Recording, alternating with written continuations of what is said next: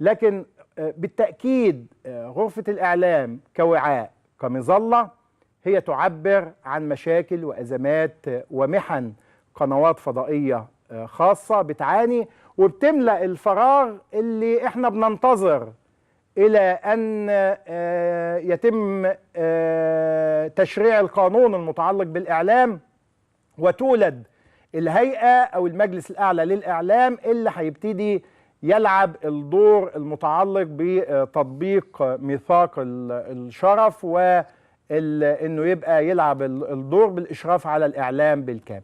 هي تملأ فراغا مؤقتا، هي تلعب دورا في الحفاظ على حقوق وكمان مواجهة أزمات ومحن هذه القنوات اللي فيه أزمات ومشاكل متعددة. القناة حققت في الحلقة التي أثارت جدلا وتأكد لها أنه لا يوجد أي خطأ.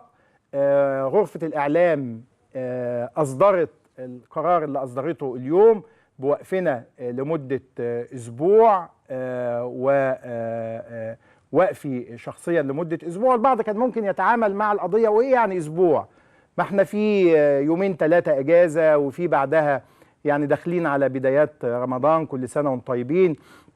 القضية متعلقة بالإدانة.